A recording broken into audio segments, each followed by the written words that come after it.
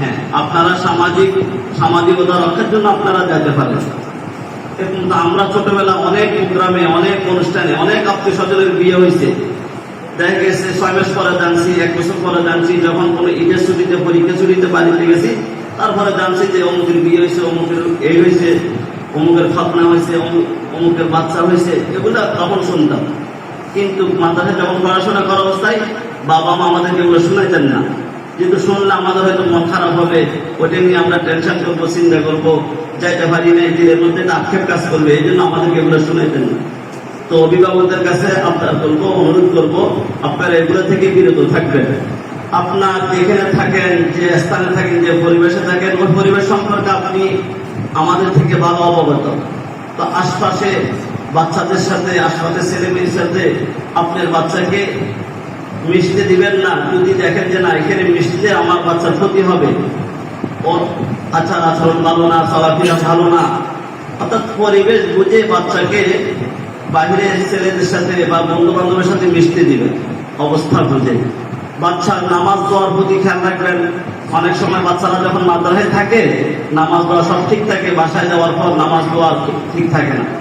এই বিষয়গুলো খেয়াল রাখবেন। আপনি নিজেও নামাজ পড়বেন, আপনার বাচ্চা নামাজ পড়ে।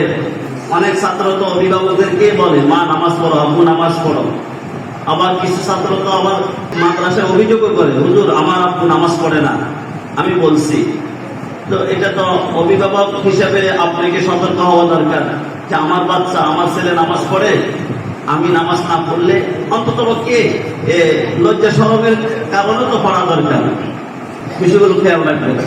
এবার কিছু মূল কথায় আসি, যে বাচ্চারা যখন মাদ্রাসায় আসবে, বাচ্চার পোশাক আদি ঠিক আছে কিনা, পরিষ্কার পরিচ্ছন্ন আছে কিনা, এগুলা কয়েকজন অভিভাবককে আমি সরাসরি বলছি। দেখা গেছে বাচ্চাকে মাদ্রাসায় পাঠাচ্ছে, ময়লাযুক্ত একটা জামা পরাই দিয়ে, টুপিটা ময়লাযুক্ত, ব্রাশ করে না। এগুলা তো যে সমস্ত অনাবাসিক ছাত্র আছে, এগুলা তো আপনারা অভিভাবকরা খেয়াল করবেন। যে সমস্ত বাচ্চারা আবাসিকে আছে, ওগুলো তো আমাদের শিক্ষকরা প্রায় 24 ঘন্টা ওদের পিছনে লেগে আছে, তদারকিতে আছে, ওগুলো আমাদের শিক্ষকদের দায়িত্ব। বাকি যে সমস্ত ছাত্ররা অনাবাসিক আছে, এগুলো অভিভাবকের দায়িত্ব। বাসা থেকে পরিপাটি করে পাঠানো, খাতা ঠিক আছে কিনা, খাতা কলম পেন্সিল এগুলো শেষ হওয়ার আগেই সংগ্রহ করে দেওয়া, এই বিষয়গুলো খেয়াল রাখবেন। সর্বপ্রথম 1 নম্বর বিষয় হলো আপনার বাচ্চা মাদ্রাসায় উপস্থিত হওয়াটা, এটা কনফার্ম হওয়া।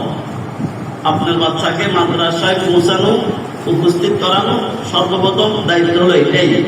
আপনার ঘুমের কারণে কিছু অভিভাবক আছে, মার ঘুমের কারণে বাচ্চা মাদ্রাসায় আসতে পারে না, অথবা মা সারা রাত ঘুমাননি, ফজরের পরে ঘুমাচ্ছেন, বাচ্চাকে টাইম মতো মাদ্রাসায় পাঠাতে পারেননি।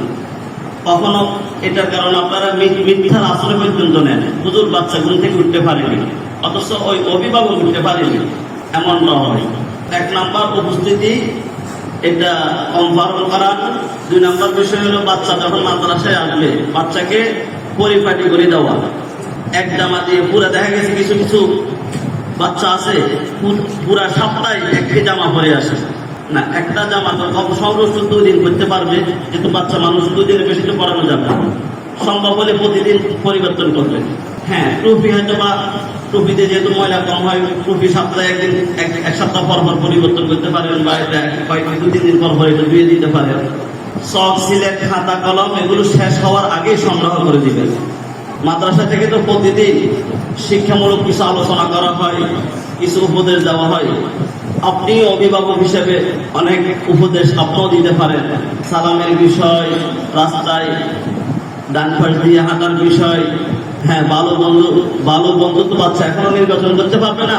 আপনি অভিভাবক হিসেবে আপনার এলাকায়, আপনার পরিবেশে আপনি বাচ্চার বন্ধু আপনি নির্ধারণ করে দিবেন, যাতে বাচ্চা যে কোনো ছেলের সাথে, যে কোনো অসামাজিক ছেলে মেয়ের সাথে মিশতে না পারে, এই বিষয়গুলো আপনি খেয়াল রাখবেন।